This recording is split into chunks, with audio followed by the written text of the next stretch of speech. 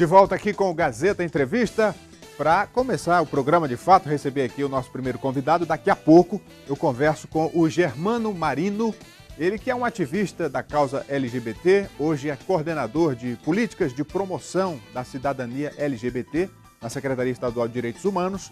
Ele também é presidente do fórum que integra as ONGs LGBT e a gente vai conversar com o Germano para tratar de alguns temas polêmicos, atuais. Por exemplo, essa violência contra a população LGBT de forma generalizada. Semana passada teve aquela polêmica da cura gay. A gente vai debater tudo isso já com o Germano Marino. Deixa eu aqui abraçar os amigos da Copserge, nossos parceiros. Olha, a Copserge é uma cooperativa de serviços do Acre que é reconhecida por seu trabalho em defesa do cooperativismo. A Copserge é um grande exemplo de organização dos trabalhadores com geração e distribuição de renda para todos os cooperados. São lindas histórias feitas por pessoas para pessoas que mudaram vidas. Nesses 17 anos, tivemos momentos de vitórias e de tribulações. Mas com união, força e trabalho, superamos cada um dos obstáculos. Assim é a Cooperserge, uma parceria que vem dando oportunidades a você que sonha em ter uma vida melhor. Resgatando valores familiares e a dignidade, cooperando e proporcionando oportunidades para o seu crescimento intelectual e social. Cooperserge, uma cooperativa genuinamente acreana, de valores étnicos, cultural e social. Juntos, seremos mais fortes sempre. Seja você também um cooperado Cooperserge. Cooperserge, feita por pessoas para pessoas.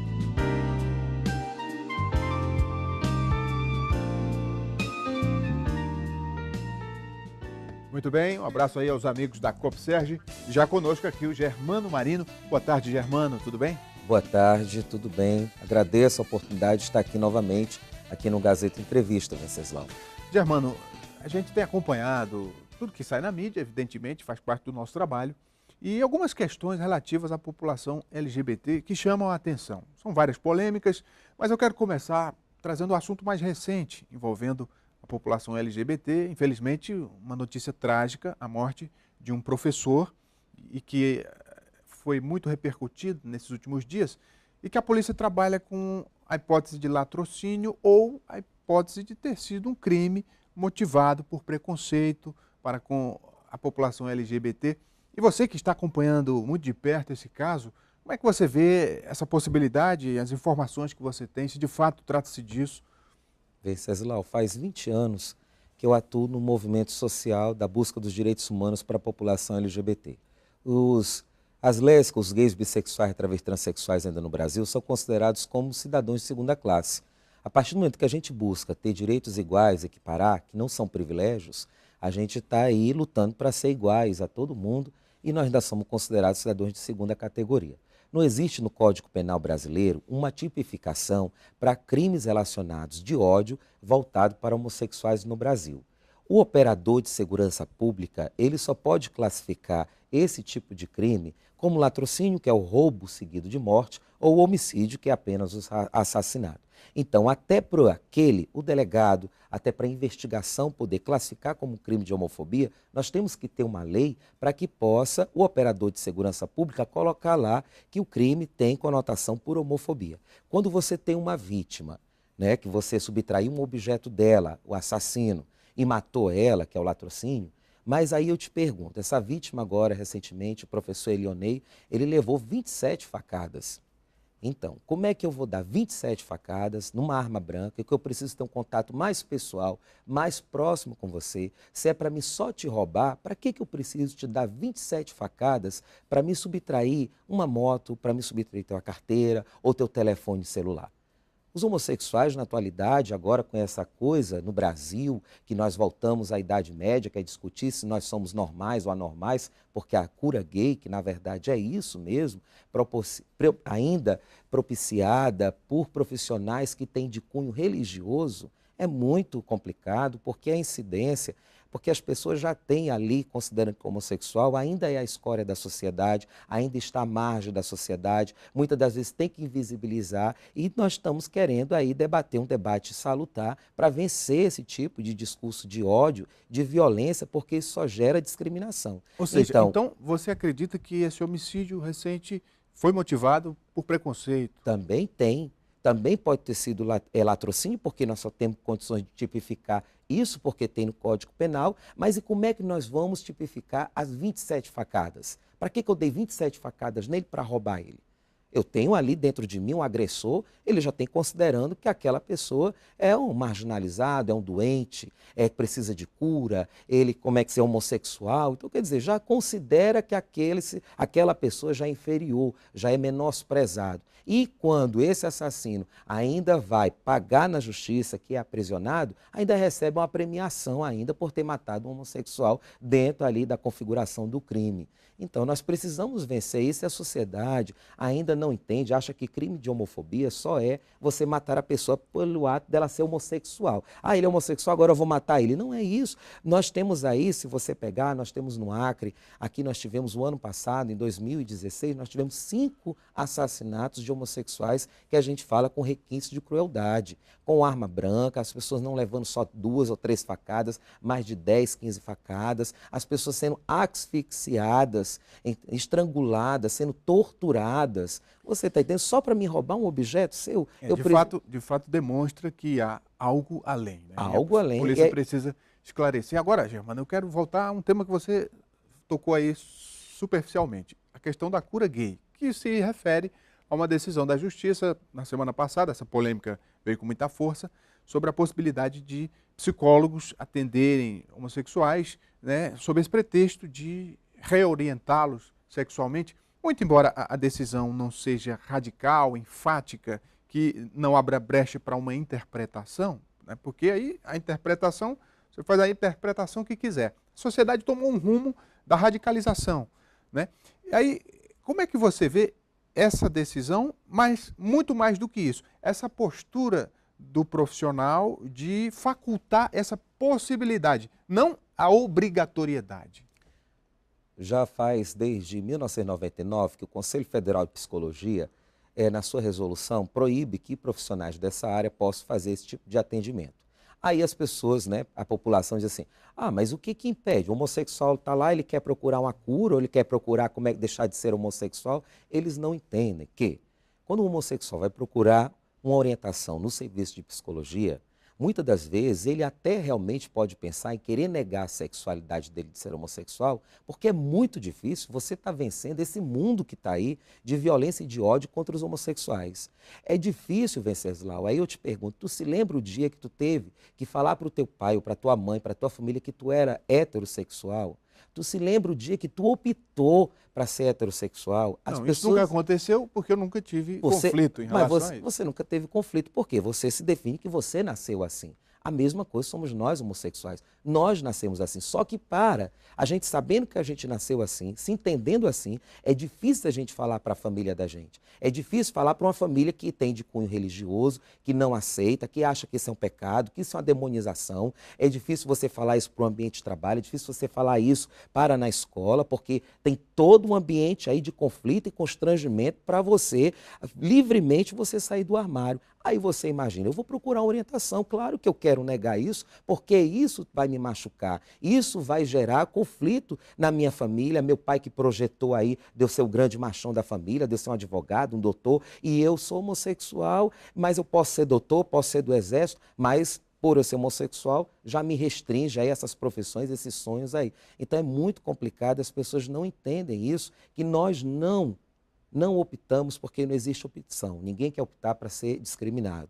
Nós nascemos homossexuais. E quando a gente quer buscar orientação, justamente o profissional de psicologia é orientado para dar a orientação necessária para que essa pessoa possa vencer esses conflitos internos dessa situação externa para poder ela se empoderar e vencer esse mundo de desigualdade, de ódio e intolerância. E aí quando a gente tem esses psicólogos Porque se você pegar a liminar e pegar o nome dos psicólogos que adentraram aí com a ação para derrubar a resolução do Conselho Federal de Psicologia, para poder fazer reorientação sexual, são todos profissionais que têm aí cunho religioso. Como é que você vê essa confusão que às vezes as religiões fazem? E aqui eu não vou citar uma nem duas, né? São várias que ainda não souberam lidar com maturidade com essa questão. Na minha opinião, isso piora muito mais o problema. Além de piorar, nós estamos parecendo na Idade Medieval. Porque, assim, quem quer nos curar é a ciência ou é a religião?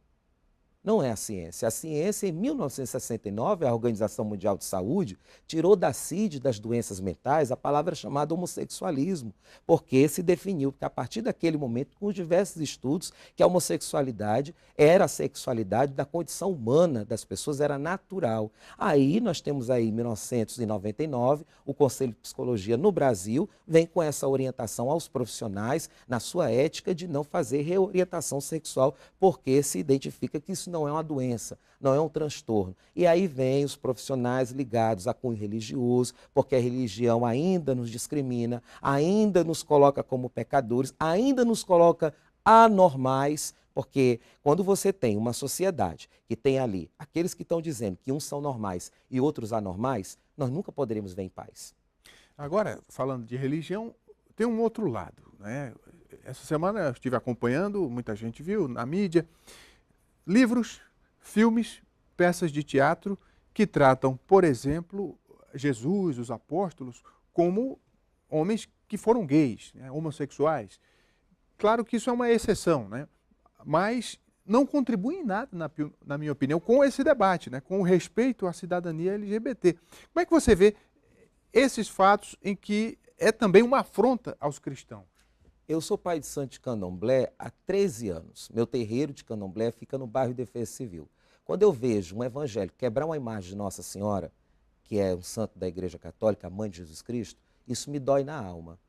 Quando eu vejo um evangélico, como aqueles traficantes agora em Nova Iguaçu, no Rio de Janeiro, que se converteram para ser evangélicos, fazendo pais de santos e mães de santos quebrar seus terreiros, isso me dói a alma. Então, eu acho assim, que se é para ter os mesmos direitos, nem Jesus nem os apóstolos devem ser denominados artisticamente, pela visão do artista, como se tivesse sexualidade, como também eu não posso aceitar que outras religiões também possam demonizar outras religiões, os católicos e nós que somos de religiões de matriz africana. Então, a sociedade está precisando, não é mais de tolerância, sabe, Venceslau? Nós não temos mais tempo para isso, nós estamos precisando extirpar a violência, nós estamos precisando debater realmente se nós, os brasileiros, precisamos que cada um ande com a arma dentro da sua casa. Será que nós estamos preparados emocionalmente, psicológica para isso? Será que nós estamos preparados para a gente ficar compartilhando com a nossa família, nossas redes, esses discursos que bandido bom é bandido morto? Porque uma hora, Venceslau, você está na sua casa, aí alguém entra lá e você mata essa pessoa. Pela lei, você é o bandido que matou. E aí, se bandido bom é bandido morto, você que se defendeu, você vai morrer? Será que nós estamos aí para nos equiparar no Brasil, um país ainda de terceiro mundo, e ainda com esse questionamento, ainda sobre a sexualidade das pessoas? Os cientistas, Venceslau, falaram que nós, daqui a 10 anos, teremos capacidade já de conviver com os alienígenas, porque já tem contato sendo feito. Então, nós ainda estamos, nós questionamos ainda enquanto civilização sobre o que as pessoas nasceram do sexo biológico. Aí eu vou fazer um adendo aqui, viu, nessa informação. Só para informação geral, os alienígenas não entraram em contato com a gente ainda por conta dessas brigas, viu? O pessoal aqui é muito atrasado. Então você vai ver se os cientistas já estão falando isso, nós ainda estamos debatendo sobre que as pessoas precisam ser curadas na sua sexualidade e os alienígenas, quais serão a sexualidade deles? Nós estamos muito atrasados, então assim, nós temos que resolver quais são os problemas emergenciais que nós precisamos resolver. É o problema da miséria, que as pessoas estão em miséria, de jovens que estão desempregados, que nós precisamos resolver. E olha, eu estou falando isso, eu não sou candidato a nenhum cargo aí do executivo ou parlamentar, mas é porque a sociedade está tão hipócrita que ela prefere discutir a cura gay, prefere dizer que gay é um bicho demonizado, prefere dizer que a sua religião é melhor do que a outra, do que de fato dizer e discutir qual é o melhor caminho para essa juventude que está necessitada de trabalho. Essa juventude que tem um telefone celular, que todo dia é vítima aí do consumo e que precisa necessariamente estar no mercado de trabalho, porque tem um quarto setor na sociedade, que é o crime, e que está abduzindo essas pessoas. E crescendo, viu? E crescendo. Daqui a pouco vai passar o terceiro setor, o segundo setor. Mas eu quero falar aqui da questão da postura política. Você hoje é um agente público, já foi candidato, quer dizer, tem uma militância e, acima de tudo, tem coerência. Então, eu acho importante o exemplo e a coerência de quem defende a causa para que o problema seja resolvido, quer dizer, a questão seja apaziguada. Como é que você vê a falta de pessoas assim? Porque, eventualmente, alguns representantes da classe acabam incorrendo nos mesmos erros de quem tem o preconceito. A intolerância não está só na cabeça do ignorante. A intolerância está também na cabeça daquele que se torna, que se diz que é mais inteligente. Eu ainda penso que nós podemos, aí vou te dar um exemplo muito claro que eu vou dizer nomes.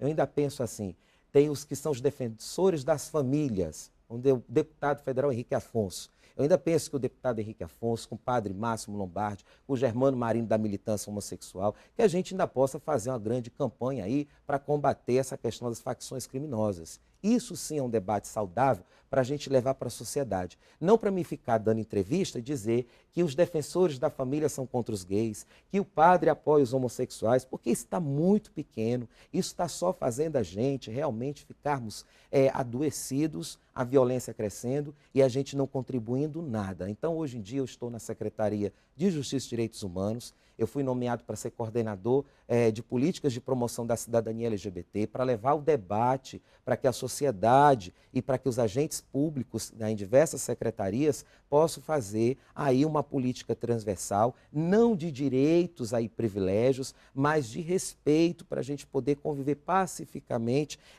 com a diversidade, com as pessoas, porque você imagina, olha, logo quando eu comecei a militar, Venceslau, nesse movimento que as pessoas chamam gay, não é nem LGBT, as travestis que eram profissionais de sexo, que faziam prostituição ali na Rio Grande do Sul, elas eram presas 7 horas da noite, sem nenhum motivo, levadas para a delegacia, lá ficavam aprisionadas a noite toda, tinham que limpar a delegacia, tudo, depois eram soltas de manhã, sem nenhum motivo, só pelo ato de serem travestis, estarem fazendo a prostituição lá. Aí o que eu quero dizer com isso? Eu quero dizer assim, todo mundo era contrário. Mas aquela travesti está lá, ela não precisa estar ali, vocês do movimento têm que fazer alguma coisa. Tem.